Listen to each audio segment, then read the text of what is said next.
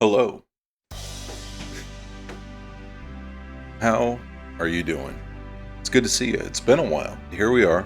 I'm at my new place. Um, and I thought, I get this like stupid YouTube channel thing, and I was like, what's gonna happen to that? Am I just gonna stop, you know, using that? I'm using my other YouTube channel. And then I figured like, hey, why don't I just because I can't stream anymore, I might as well like throw up this vlog type thing where I can throw out my verbal diarrhea in a more controlled environment. So why not? It's been about 2 months since I last was able to go live, and I do miss it. But the uh, the benefits of living in this new place are unimaginable. I don't know how else to put it. You can probably see behind me that this is like only like half of my room, like that you can see, whereas before you could see the entirety of my apartment, and like I think just what you see here is bigger than that. So that's been pretty cool. Um, I live much closer to work. I can walk to work. That's been very nice. Yeah, it's just been all around a cool experience. Still trying to like work on stuff. I figured like I could just like use this as like an outlet to talk about like stuff I've been doing. Um, because I don't do like the month in review videos anymore. I don't do the stream stuff anymore. You gotta do something. And I feel like I've been doing stuff. I like have since moving here have uploaded a few little YouTube videos to my channel. I did the Sekiro video because I spent, you know, like when I moved here, I was playing Bloodborne. I love Bloodborne, and we'll even talk about that in a minute. And then I moved on to Sekiro, and Sekiro whipped my ass like completely. That video itself is not like a representation of the entirety of like my playthrough, because like that game is like weird. There are like two branching paths at the beginning of the game. You kind of go in one direction in the real world, and then you find like the entrance to a memory. What I showed in that video was me going through the entrance of the memory. I made like a decent amount of progress in the real world. And like you have to get through some pretty hard stuff, I think, to even just like get to that boss fight that I showed most of. But yeah, the game whooped my ass. I had to quit. I had to tap out. We had to reconvene. And I kind of like, as I was getting more and more fed up with that game, I just had that song stuck in my head. It's Hollywood, Hollywood swinging, and that kind of, because you're going around swinging your samurai sword. So like kind of as I mentioned, like I've been playing stuff. I tapped out on Sekiro, but before that I was playing Wham! Bloodborne. Holy shit, this game is great. Like I think it's like kind of I think like I don't know if I played a more like perfect game. I played through it and I beat it and I loved it and I moved on. I got the childhood's beginning ending because I cheated and I looked up how to get it. Because you got to get the real ending when you play a game, right? You got to do it the first time, right? And then so in another time, I beat it, moved on, playing a bunch of other stuff for a few weeks. Already quit Sekiro, and moving on to the next game we'll talk about. I was hanging out with my friend, who I hadn't seen in a long time. We were getting dinner, and we were talking, and she was like, "Hey, I started playing this game called Bloodborne. Have you ever heard of it?"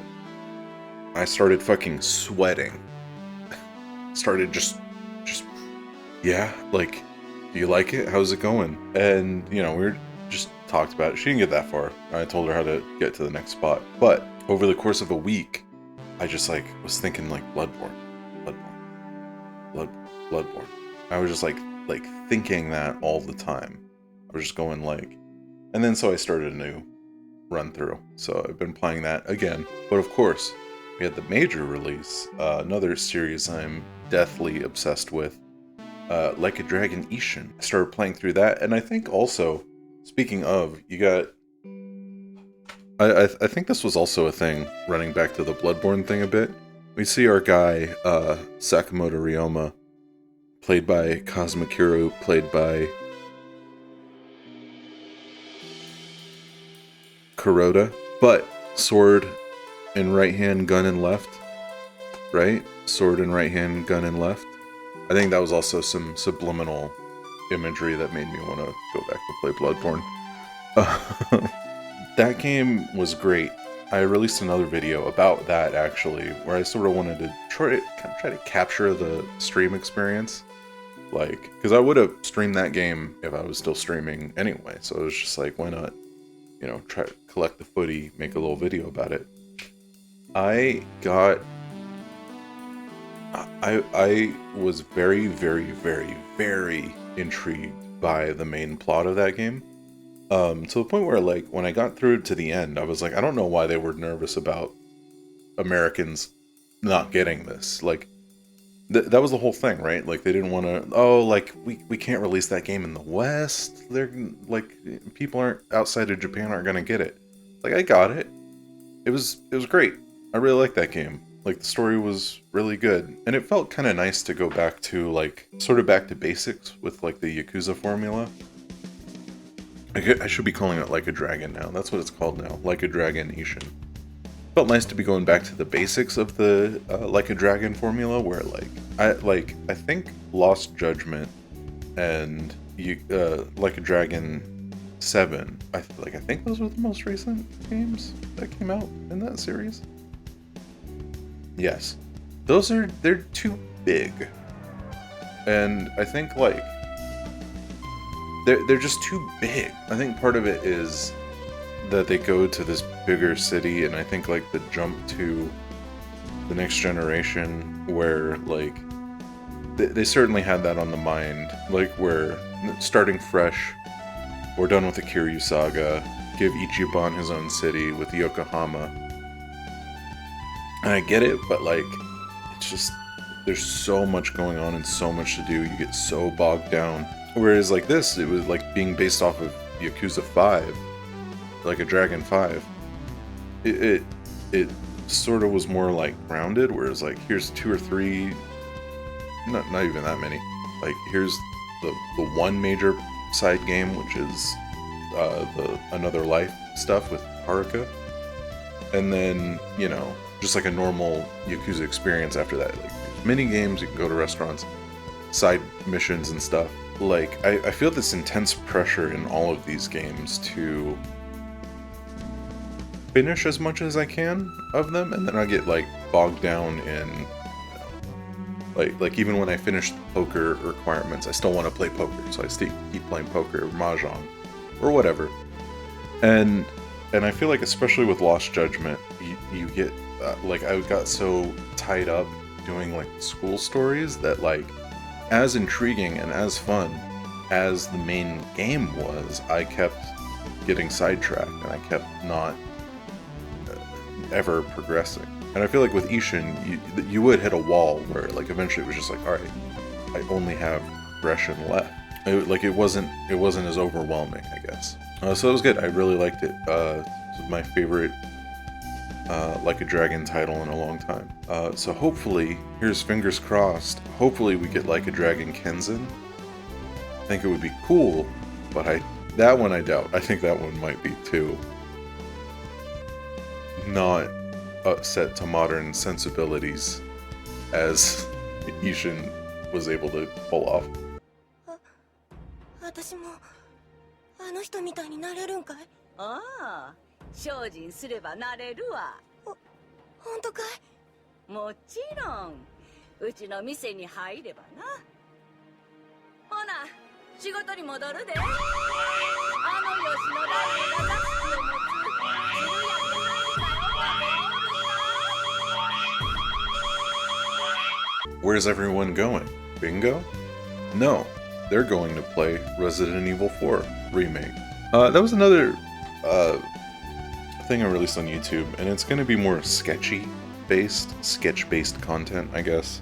More projects. I did like the little thing about, here's like the uncut, uncensored version of Resident Evil 4. And the idea of that was like, I remember when Resident Evil 3 came out, there was a lot of complaining about like cut content, like stuff's like, oh, it didn't have the clock tower part, didn't have this, it didn't have that. Nemesis is barely in it, and I felt like that might be fair, like fair critique for the most part. Like, I felt like that still in and of itself was a really good game, or like people were not taking that game at face value for what it was, I suppose. Like, it was nothing but comparing it to the original. And I kind of thought, like, with Resident Evil 4, knowing that they were going to clean up some of the content with, like, stuff like, you know, like, I knew there was no way the ballistics line was going to be in it. There was no way, you know, you were going to see up Ashley's skirt and stuff like that. I thought, like, it would be funny if people had that same reaction, I guess, as they had with the Resident Evil 3 remake. But, like, about this game, we're just like, this is the most released game of all time. Everybody who played the original version of this game has played, like, the original version 100 times. Like, this is, like, one of the most released games of all time. It's come out on every console that has existed since the GameCube came out. Like, it's not inaccessible. It's still up on the PlayStation Store, the original version of the game. Like, it's so, like, I think the idea of, like, complaining about, like, it being different at all, like, kind of funny to me. It was just, like, a waste of time, a waste of effort, perhaps. So that was kind of the idea behind that. So it's, like, interesting saying, because, like, I think the way you would find that video too is looking up, like, how to restore the content in Resident Evil 4, or, like, cut content in Resident Evil 4 Remake. So, you know, see how that goes. But as far as this game, speaking of this game, taking it at face value, taking it as a product of what it is, I have been absolutely loving it so far. It's not, I haven't, like, gotten as far as I would have liked yet.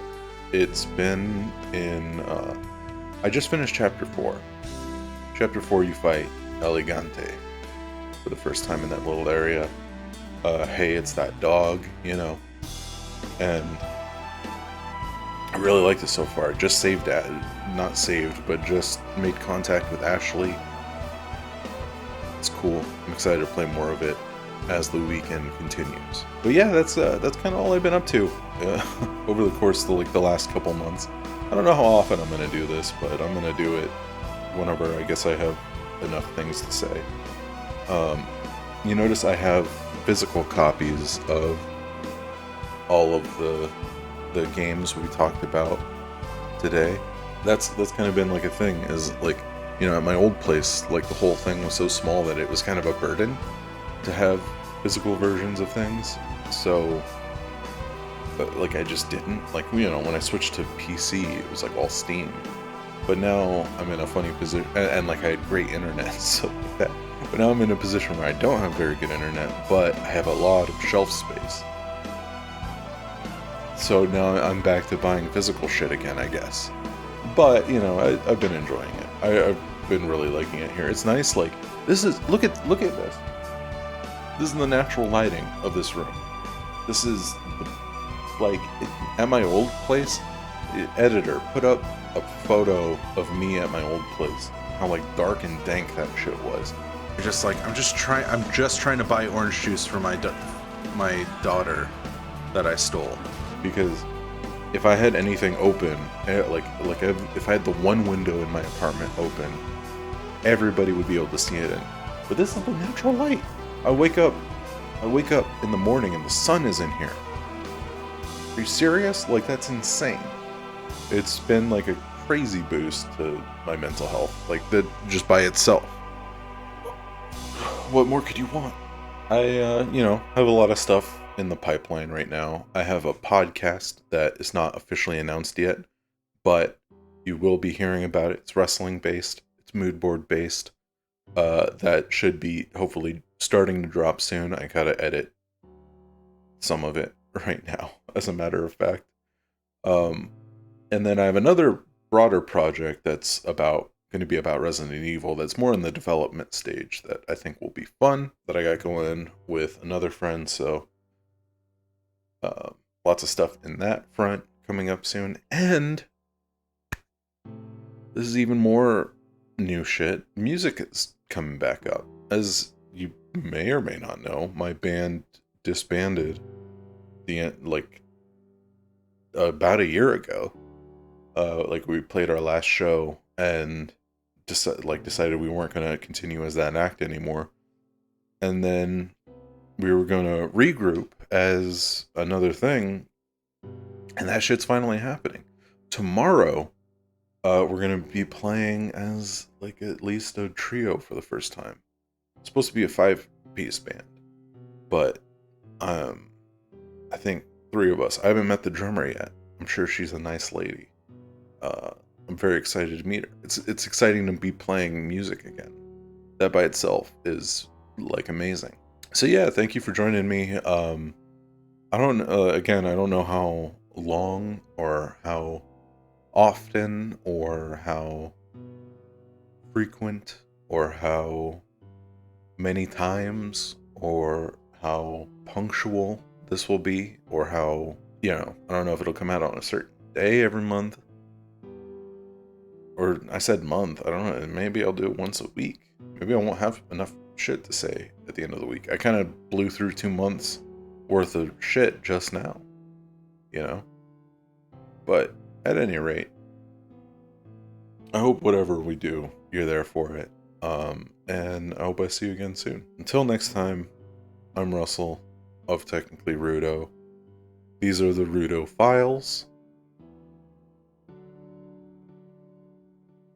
Have a great day.